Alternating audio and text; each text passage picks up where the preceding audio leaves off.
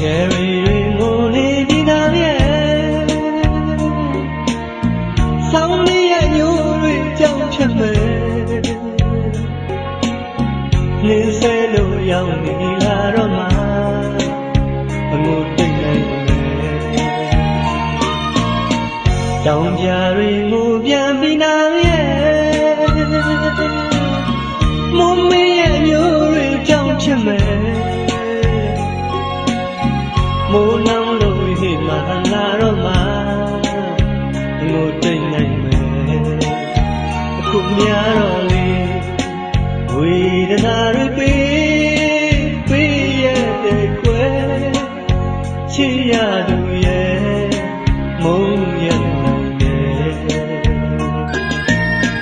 sai mà ngủ đi để nắng nắng nhẹ mong người trong chân mê nắng trong đêm cha là gà cho má ngủ tình anh mê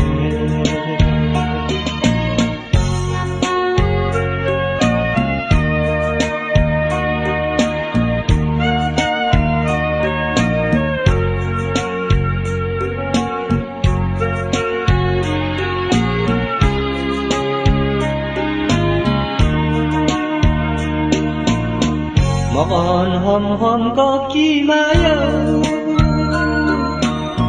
không dám nên non xanh mỉm lời tôi tăng lần lần đi xứ xa lòng áo hòn nơi mà hồ sơ đi mây một điều không dám nên non phần tăng mây giờ quan thật ngon tràn lấy nhau nồng nàn ngọt anh ta nồng hoa anh bận thì mấy tốn tiết lấy tỏ trái dám lấy cốc sang lê răng dài qua đồng một anh thì bắn hoay đáng anh bốn năm sắp hoa mi ca khăn trái con phan hòn đi trang ấy đưa lòng nắng hòn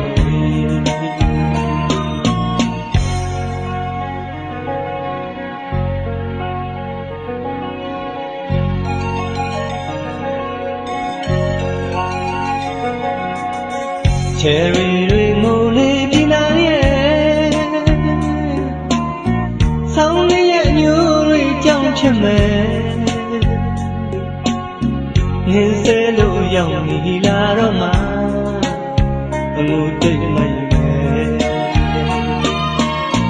trong nhà riêng ngủ biên đi nắng muốn nhẹ nhuri trong chân mê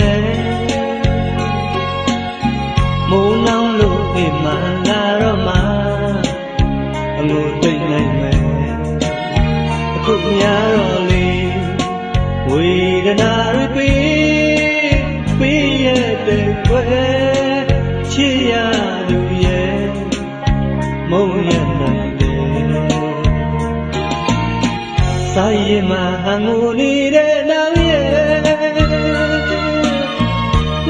nhẹ mong người trong chân mê nắng trong đêm cha là gà cho má ngủ tình anh mê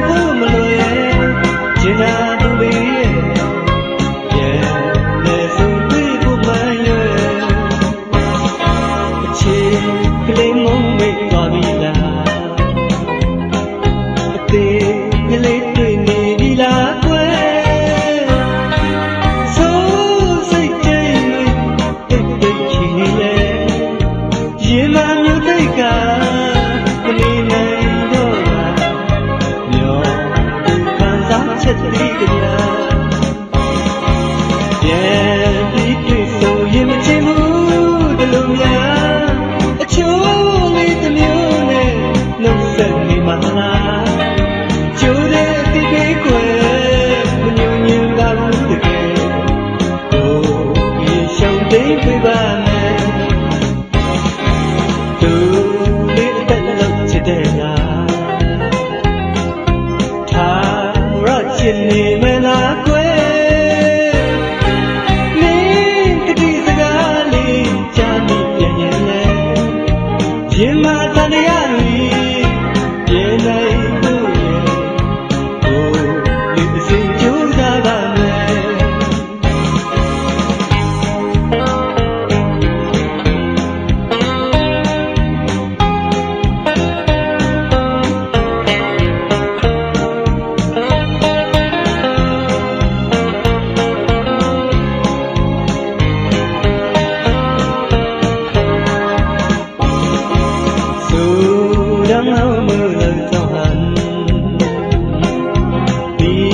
mong tờ yêu cũ dáng nhau không lòng mi cây trái mơ biển xưa đón mây nơi chờ hơi đi trong thần cho thì trang khấn lấy khỏi gần nắng đứng tay qua thần quay còn mờ yêu hứa nó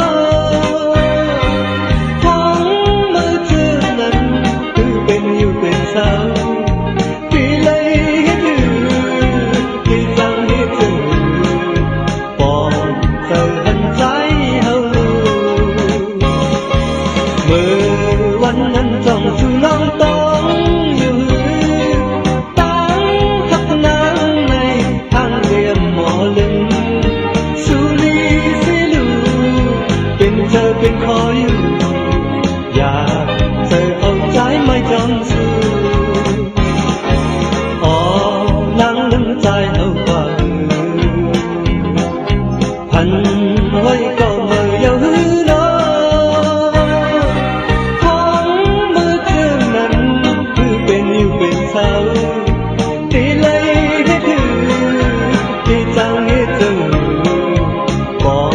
trời hạnh trái hậu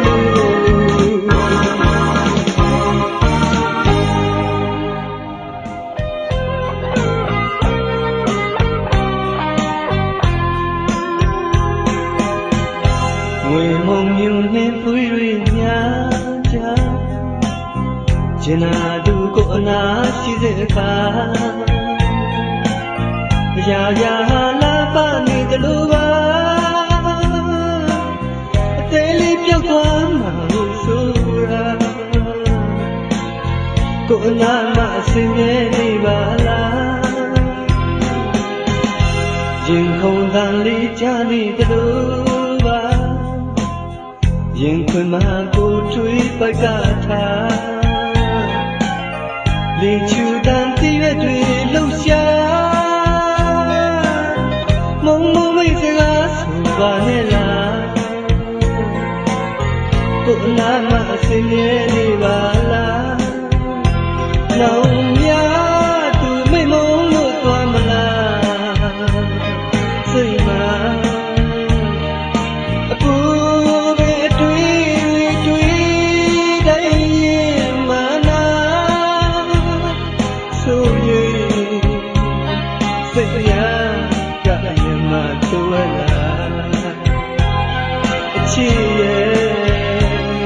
cô na miền và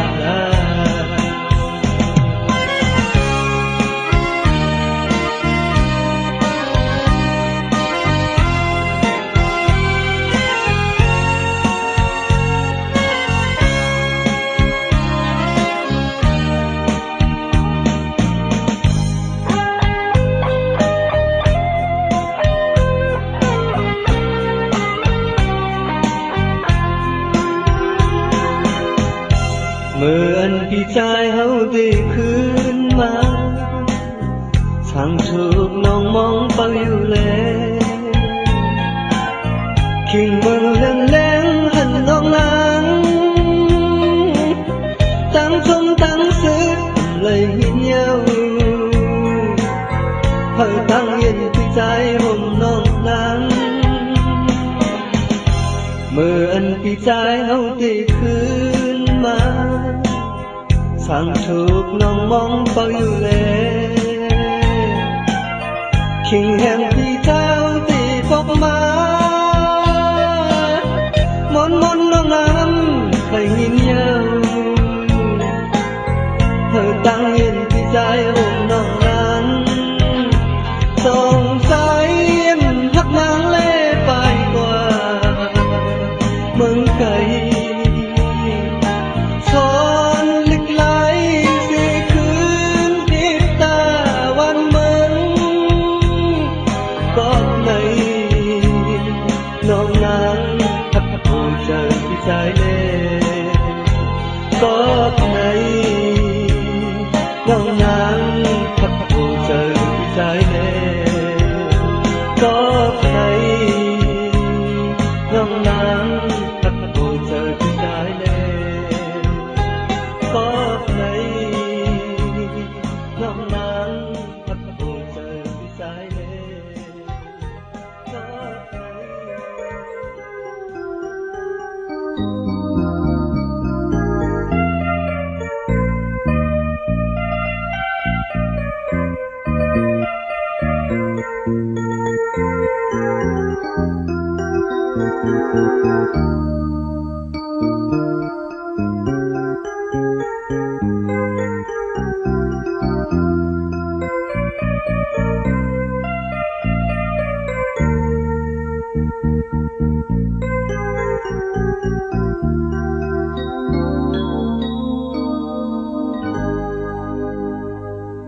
ခုနေခါမလေးတဲ့ရွယ်ကြည်ရင်တော်လေမွေးရမြင်ကိုတစ်ခါကလေးရောက်ချင်သေးမတည်ကျွင်းချင်ကြောင်းလေးဖို့တငယ်ချင်းနဲ့အော်ပလဲရာယူချူသူနဲ့ချစ်နောင်ရဲ့လှသမျက်နာပပဝေးကိုလာအခုနေခါမအော်ဘယ်လိုရှိပါမလဲရဲ့လို့တွေးစားရပါမြင်စားရသေး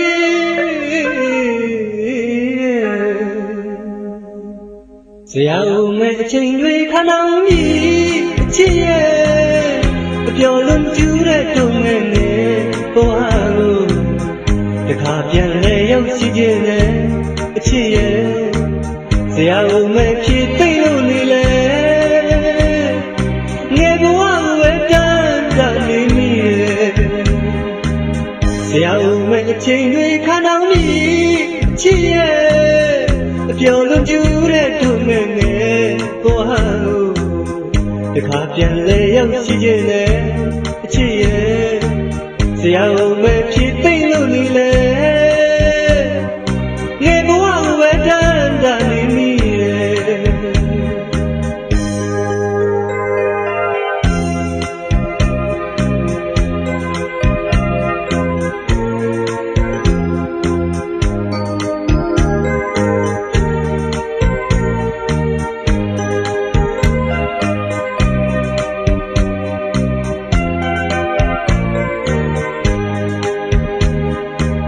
ဆရာဦးမဲ့အချိန်တွေခဏောင်ပြီးအချစ်ရဲ့အပျော်လွန်ကျူးတဲ့တုံငယ်နဲ့ဘဝကိုတခါပြန်လဲရောက်ရှိခြင်းနဲ့အချစ်ရဲ့ဆရာဦးမဲ့ဖြစ်သိလို့နေလေငယ်ဘဝကိုပဲတန်းတနေမိရဲ့ဆရာဦးမဲ့အချိန်တွေခဏောင်ပြီးအချစ်ရဲ့အပျော်လွန်ကျူးတဲ့တုံငယ်နဲ့ဘဝကိုတခါပြန်လဲရောက်ရှိခြင်းနဲ့အချစ်ရဲ့ဆရာဦးမဲ့ဖြစ်သိလို့နေလေငယ်ဘဝကိုပဲတန်းတနေမိ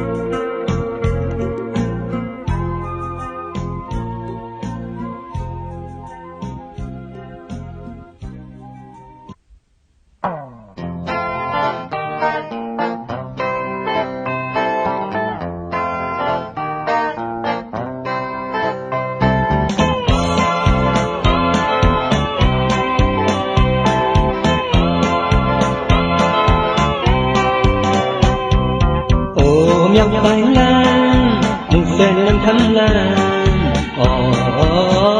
မြောက်ပိုင်းလမ်းမြောက်ပိုင်းလမ်းမူဆယ်လမ်းခမ်းလမ်းမြောက်ပိုင်းလမ်းကျွန်တော်လေးချစ်ပြီးချိန်ကတစ်ပတ်ပေါ်တဲ့အခါမှာ GMC တို့ကားချင်းမျိုးမန္တလေးဘက်တို့ကုန်ကျင်လာသွားတယ်လမ်းတွေကဆိုးဆိုးချိုင်းတွေကပေါ်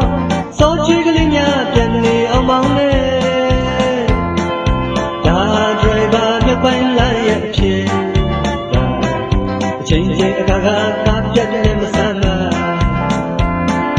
မိုင်းတရားကျော်တာရှိတဲ့လမ်းရဲ့အတိုင်းတနေ့ကုန်အောင်မောင်းကြရတာ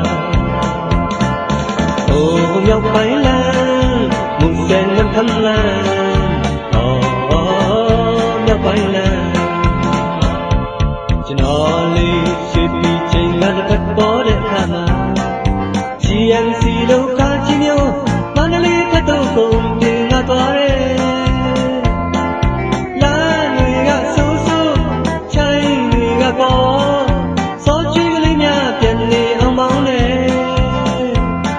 တခါတလေကုန်ချိန်များလုံးလုံးလေးကြိုးရင်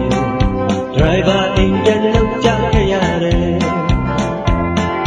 အိမ်ရှင်သူချစ်စနီးလေးရဲ့မျက်နှာညွန်ညင်လာရင်လာရဲ့အပြစ်လားတနေ့လာနိုင်မလားမနက်ဖြန်ရောက်နိုင်မလားမခမနိုင်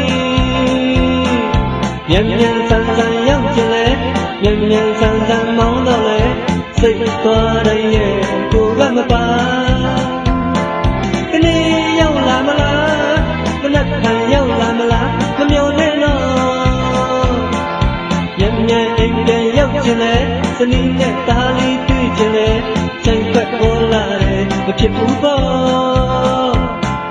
ဒီတစ်ခါအိမ်ပြန်နောက်ကျစိတ်မဆိုးနဲ့ဒီဘူမာတော့တညနာအောင်မပေါ်မြောက်ပိုင်းလမ်းမူဆယ်လမ်းခမ်းလမ်းမြောက်ပိုင်းလမ်း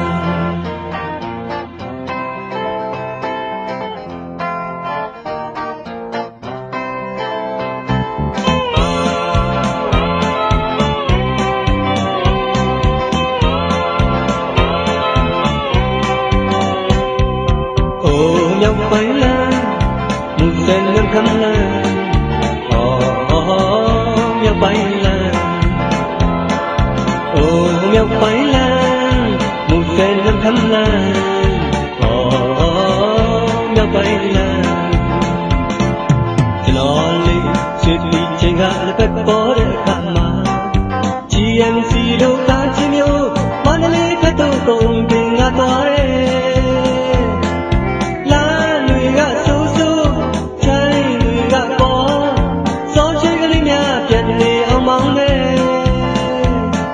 တခါတလေကုန်ချိန်များလုံးလုံးလေးကြိုးရင် driver အိမ်ပြန်နောက်ကျခဲ့ရတယ်အိမ်ရှင်သူချစ်စနီးလေးရဲ့မျက်နှာညွန်ညင်လာရင်လာရဲ့အပြစ်လားကနေ့လာနိုင်မလားမနက်ဖြန်ရောက်နိုင်မလားမခံမနိုင်မြန်မြန်ဆန်ဆန်ရောက်ချင်လေမြန်မြန်ဆန်ဆန်မောင်းတော့လေစိတ်သွားရရဲ့ကိုကမပါကနေ့ရောက်လာမလားမနက်ဖြန်ရောက်လာမလားမမျောနဲ့တော့မြန်မြန်အိမ်ပြန်ရောက်ချင်လေစနီးနဲ့သားလေးတွေ့ချင်လေချိုင်ွက်ပေါ်လာတယ်မဖြစ်ဘူးပေါ့ဒီတစ်ခါအိမ်ပြန်နောက်ကျစိတ်မဆိုးနဲ့ဒီဘူမာတော့တညနာမပေါ်မြောက်ပိုင်းလမ်းမူဆယ်လမ်းခမ်းလမ်းမြောက်ပိုင်းလမ်းမြောက်ပိုင်းလမ်းမူဆယ်လမ်းခမ်းလမ်းမြောက်ပိုင်းလမ်း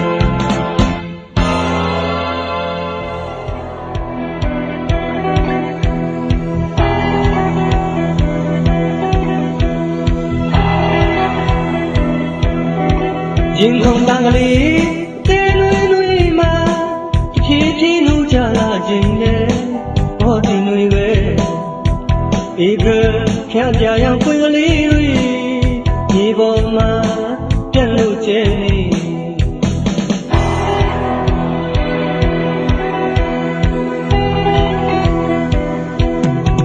ရင်ခုန်တန်ကလေးတဲလွေလွေမှာ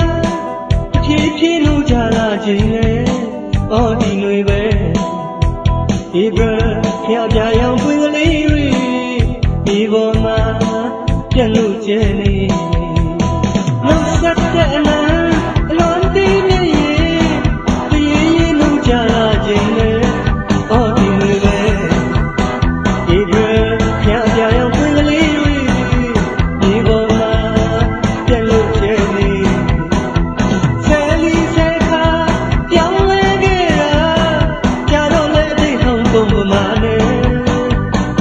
ဖြစ်ဟောင်းလို့တွေးမညောင်းခြင်းပဲမဲ့နဲ့ရင်မမလေးတနေ့ကလို့ပဲဒီဘရချေမုံတွေပဲ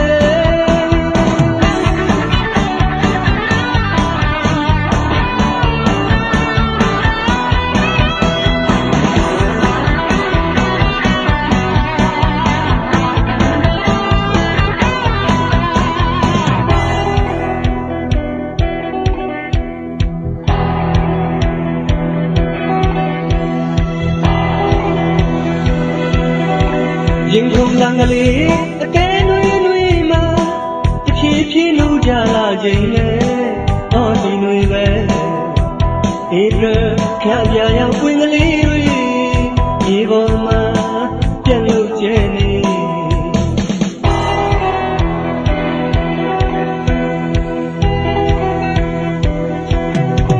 ရင်ခုန်တန်ကလေးအကဲနွေနွေမှာတဖြည်းဖြည်းနှူးကြလာခြင်းနဲ့အော်ဒီနွေပဲဧကဖျားပြရောင်ပွင့်ကလေးတွေဒီပေါ်မှာပြန့်လို့ကျဲနေနှုတ်ဆက်တဲ့အနာအလွန်တည်မြဲရဲ့တည်ရင်နှုတ်ကြလာခြင်းနဲ့အော်ဒီနွေပဲဧကဖျားပြရောင်ပွင့်ကလေးတွေဒီပေါ်မှာပြန့်လို့ကျဲနေ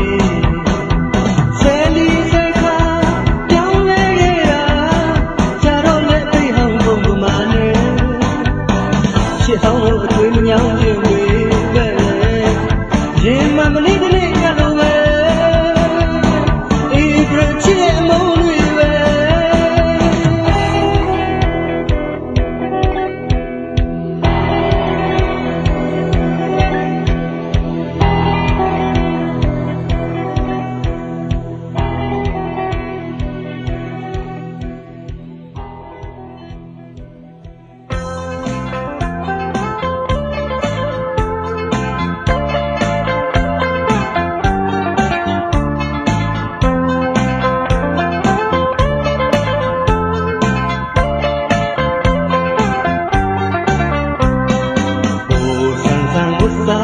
ကျွန်တော်အချင်းကလေးတစ်ခု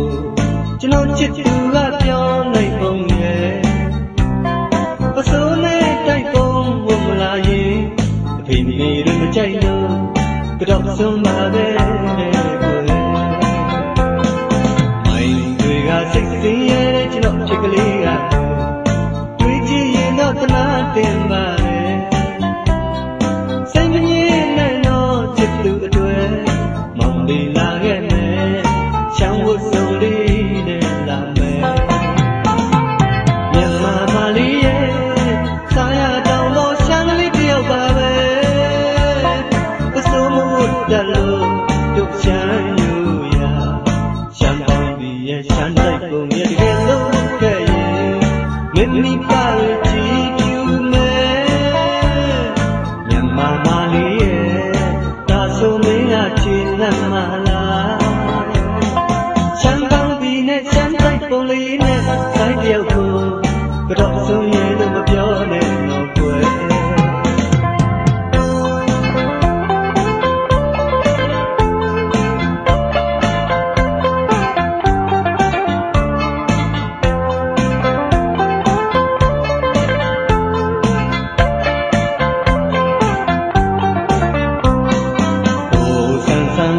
တတ်တဲ့ကျွန်တော်ချင်းကလေးတစ်ခုကို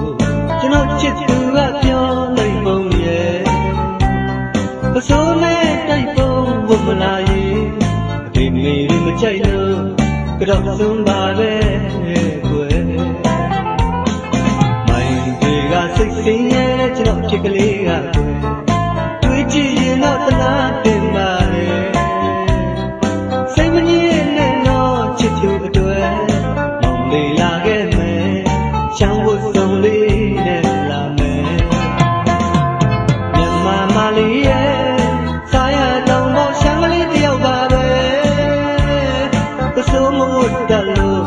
တို့ရှမ်းယူရရှမ်းပေါင်းပြီးရဲ့ရှမ်းတိုက်ပုံရဲ့တကယ်လို့ခဲ့ရင်မိမိကကြည့်ပြမယ်မြန်မာမလေးရဲ့ဒါဆိုမင်းလားချစ်နမ်းမလား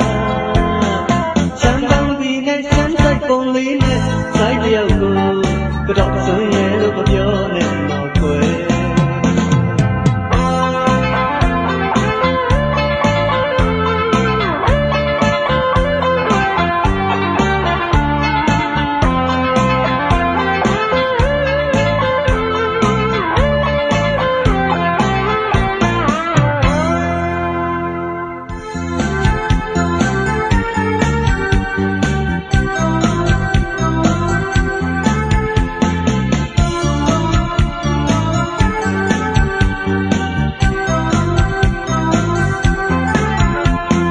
မိုးရွာခြင်းတော့ပင်ညိုတွေဆွေးတာပေါ့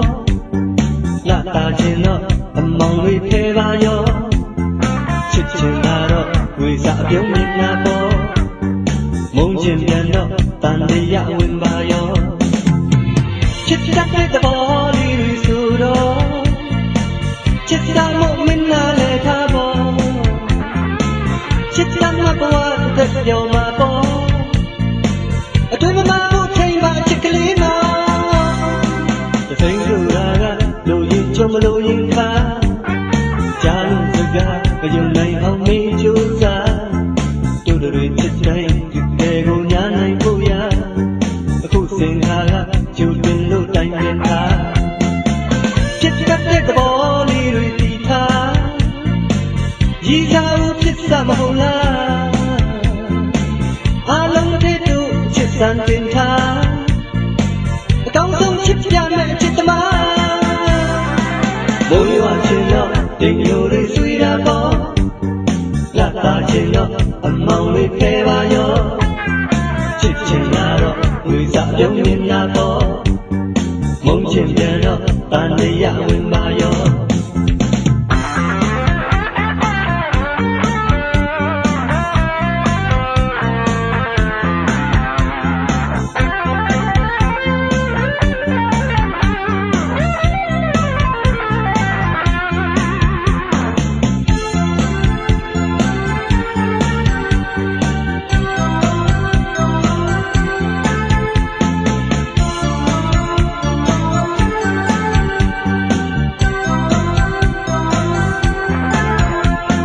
မိုးရွာခြင်းတော့တိမ်ညိုတွေဆွေးတာပေါ့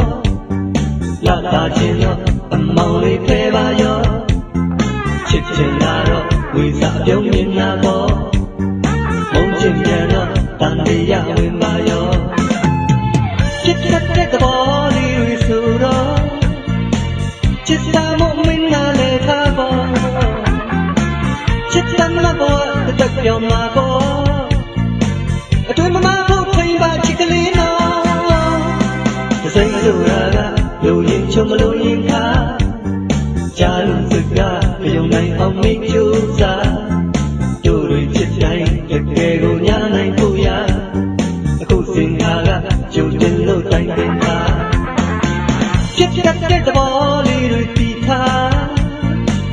ရည်စားဦးဖြစ်စမဟုတ်လားအလုံးတဲ့တို့ချစ်စံတင်ထားအကောင်းဆုံးချစ်ပြမယ်ချစ်သမား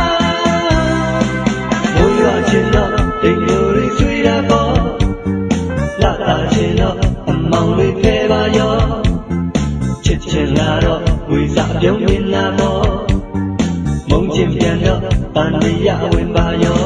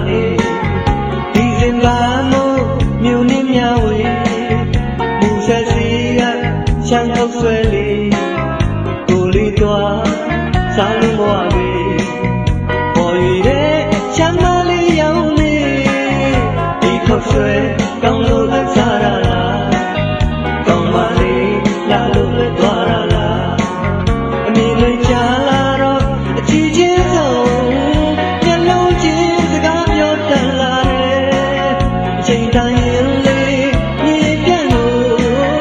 ပြန်ရမယ်ပြီးသွားရဲ့တဲ့မို့တရွာသားဒီစားထားရင်လေးဘဝပါပါလေးလဲဆုံးမဆုံးမူဆယ်လမ်းကပြန်ခဲ့တဲ့အခါတောင်ပေါ်လမ်းများအကွေကောင်းနေတာကိုလေးတွေ့စိတ်ကူးချီလာတောင်ပေါ်သူယူသားတဲ့မျက်နှာဒီခေတ်ဆွဲကောင်းလို့လဲစားရပါဆိုင်ချင်းလေးရလို့လဲကြွားရပါ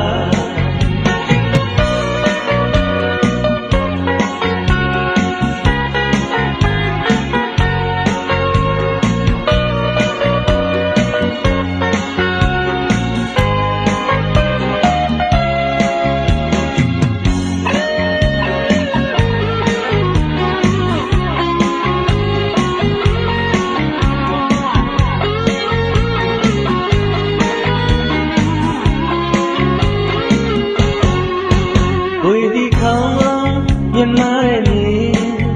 တောင်ပေါ်လမ်းကကားလေးနဲ့လေးဂျုံစုံလို့တစ်ခေါက်လိုက်ခဲ့တာချယ်ရီတွေပွေးနေချမ်းနေမူဆယ်လမ်းကားလေးနဲ့လမ်းကလေးဒီလိုနဲ့ရောက်ခဲ့တဲ့ချမ်းသာလေးဒီစင်ပါမို့မြို့နှင်းများဝေးမူဆယ်စီက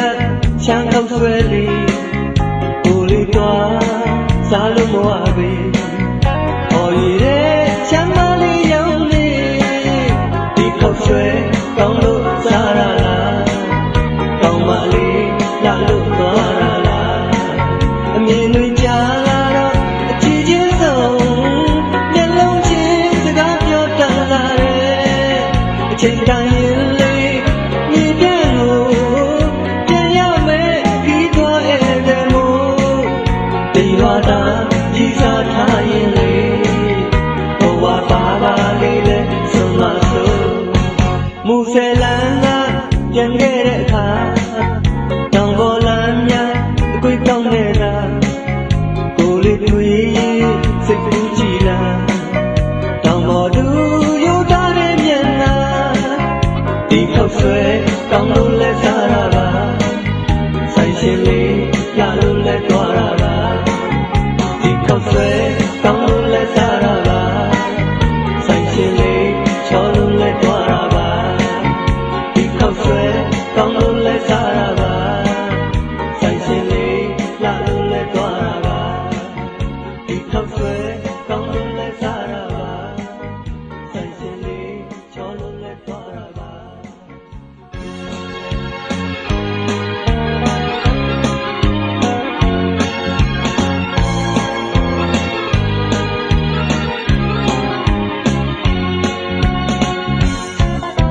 အကြောင်းမလားလို့မခွဲကြခင်မှာခင်မင်မူလေးများတော့ထားခဲ့စေချင်ပါတယ်တကယ်ခင်ရင်နောက်နောက်လဲပြုံးလေးတွေမပြတ်နဲ့ပါအလီဝေးသွားလို့မတွေ့ကြရင်လေတခါမှမသိကြသေးတဲ့သူတွေလုံးများနေမလားမင်းကျင်စမ်းတော့ရဲ့အပေါင်းသေးရဲ့အစေအမြဲတို့မြတ်ကတော့ခင်မပြေကျင်နာနေသူလေးချစ်တဲ့ရဲ့တို့မြတ်အနေဝင်းရင်လဲပြုံးချင်မလဲမမုန်းစရန်တွေစားတဲ့ဘူးတော့မမေ့နဲ့တော့ကွယ်မျောသူမောရမယ်အဖြစ်ကိုညတာရင်စာနာရင်ပြစ်ခွာပြေးမတော်နဲ့ကွယ်အချစ်ကလေးရဲ့တို့လူပဲလို့ဝေချင်နေမယ်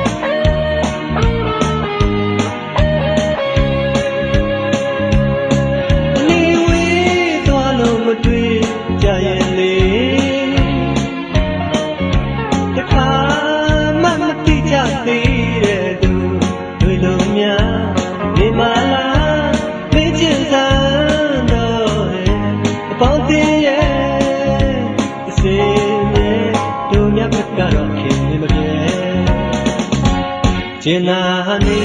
သူလေးချစ်တဲ့တို့များအနေ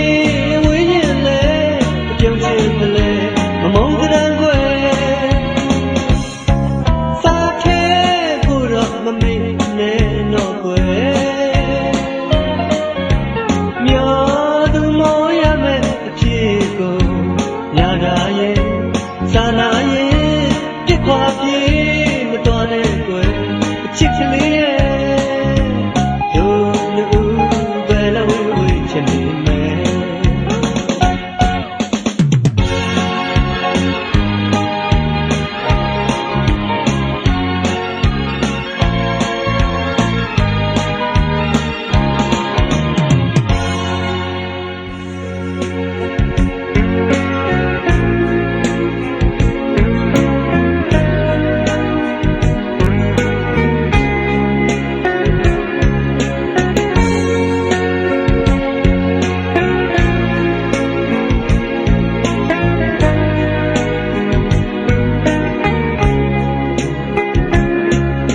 ဇနီးလေးမောင်ဝေးခဲ့တယ်သာဝစင်သာရင်မလွမ်းမြဲလေဘုရုံကချစ်ခဲ့တဲ့အကြောင်းရဲ့ပြန်တွေ့လို့မေ့မရချစ်ဇနီးလေး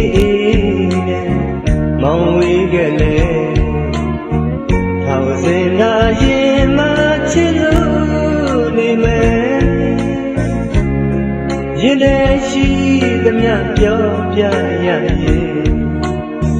ချစ်စကားများဆုံးမဲ့မထင်နဲ့စနီးနဲ့အော်တမီလျောကိုသာတန်တန်တရာအဝေးမှလာရရုံကလို့ဖြစ်မလဲမောင်ရဲ့တဲ့ဟောစကားပြောတတ်ရင်မောင်အတဲ့မလိုက်ရင်ချစ်စနီးလေးမငိုနဲ့တော့ွယ်မောင်လေးအခါခါဆိုတေးချောပါမယ်ရင်လည်းရှိသမျှပြောပြရရင်ချစ်စကားများဆုံးမဲ့မထင်နဲ့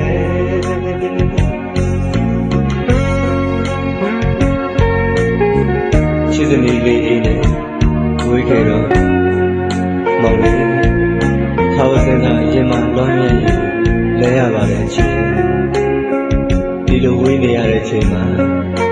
လွမ်းရတယ်ဆွေးရတယ်တွေ့ရတယ်ပေါ့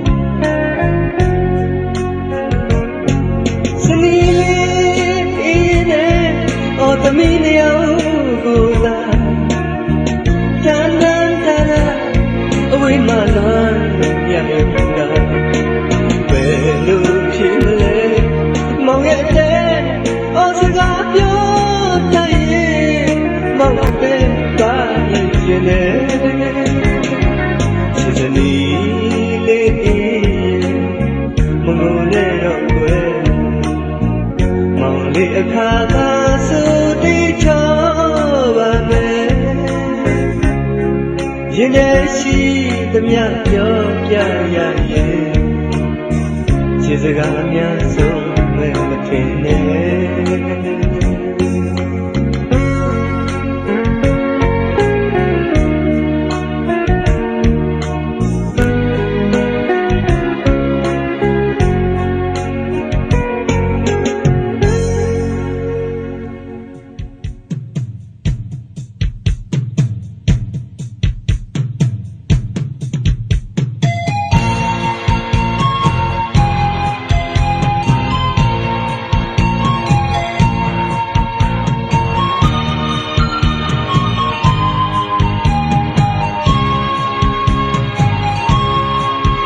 ကိန်းနေရ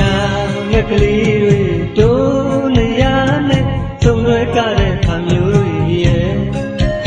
တောင်းပေါ်မြေပွဲရဲ့ရင်ကျေးမှုအမွေလေးများမှုအစဉ်ပဲချင်းပါရင်မာ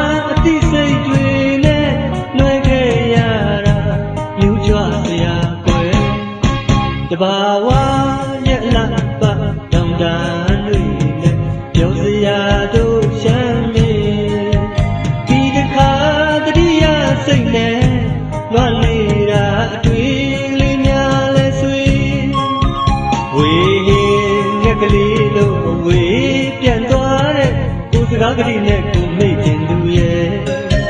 မြင်အောင်နေစေကွယ်ဆောင်ရင်လောင်းအပြန်လန်းသေးနဲ့ဘုံမောင်းတာတဲ့ဝဲရှင်ကရင်ရွယ်ဟာနဲ့တွေ့ကခဲ့ရအဖြစ်ကလေးရဲ့တဘာဝရဲ့အလားပါတောင်းတတွေနဲ့ပြောစရာတို့ရှမ်းမီအစင်သာအပြုံးလေးများနဲ့မမိတ်နိုင်အောင်အတဲနှလုံးကြတဲ့ပြော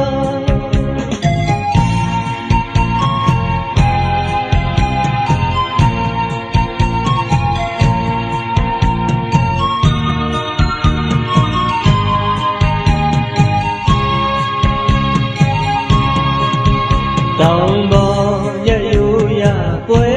တွေရှိတိုင်းမျောလင့်တန်းတာရှာမိပြန်နေတယ်မမြင်နိုင်ပေမဲ့လည်းချီနူးသမျှပြန်လန်းတွေးလို့ဖြည့်သိမ့်ခဲ့ရတယ်မနေချင်တဲ့စိတ်တွေနဲ့တွင်ပြေးထွက်ခွာရက်ကလေးငယ်ရဲ့တဘာဝရဲ့အလားပါတောင်းတတွေနဲ့ပြောစရာတို့ရှမ်းမီပြန်လာမဲ့စိတ်များရှိဖို့ရဆိုဝေးလာပဲတွေ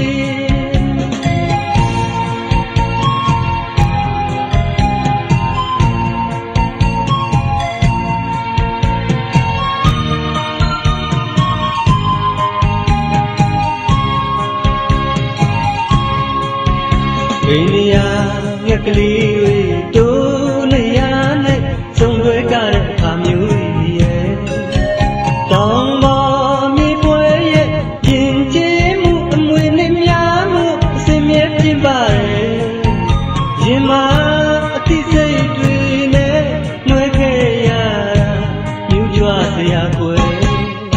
တဘာဝရဲ့အလားပါတောင်းတ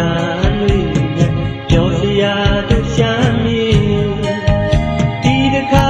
တတိယစိတ်နဲ့လွန်နေတာအတွေ့ကလေးများလဲဆွေ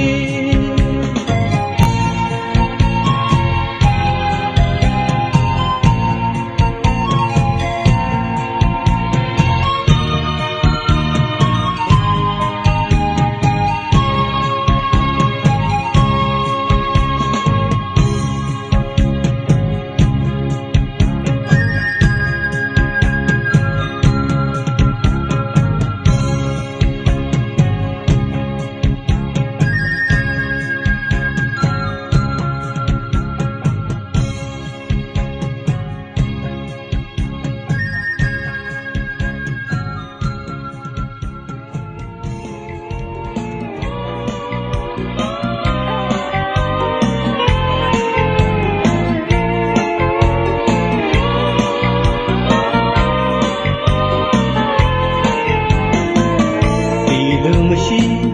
ပန်သူမဲ့ကျိုးမဲ့ပန်ပါလေအယောင်ရဲ့မရှိချူရနာကင်းလို့မဆင်လို့သူဒီဘဝဝေးရပြီလေပန်လို့သူတည်တဲ့ကျိုးမဲ့တော့မလန်းလို့သူပန်ဘဝမှာဒီကကုန်ပေးမဲ့ကျိုးတစားတော့လို့နေတဲ့ဘဝမရဲ့ကွယ်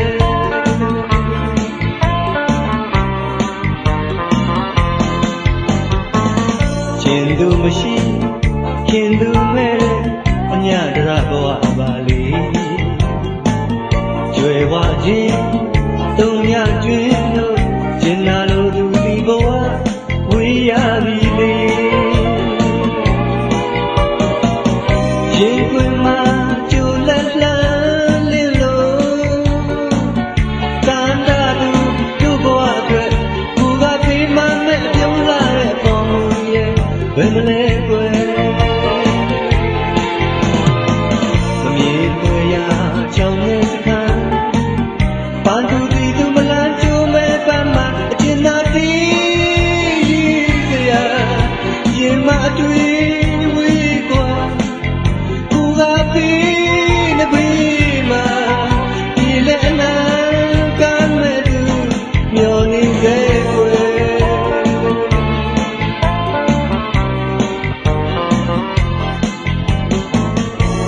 စင်မလားကာယမရတဲ့တခြင်းလေးတစ်ပုဒ်ပါလေရှင်နာတီးရင်နဲ့ရေလို့ရှင်နာသူကိုဒီဆိုပြလက်ထားခြင်းလေးအလေးကမမီကောင်းအင်းဝေးရေးခဲ့တယ်တခြင်းလေးမှာဒီအလားမညီညာစီကကုန်ပေးမဲ့အတွေ့အစားမျောနေမိတယ်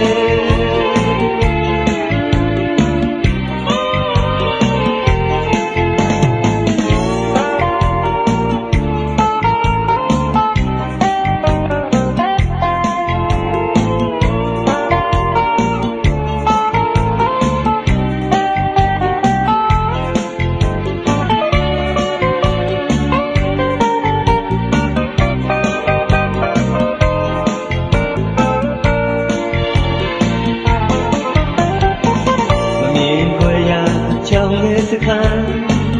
ပန်သူတီသူမဟန်ကျိုးမဲပန်းမှာအချင်သာပြီးရည်စရာရင်မတွေ့ဝေးกว่าသူကပြီးနှစ်ပြီးမှာဒီလက်အလံကမ်းမဲ့သူမျောနေစေွယ်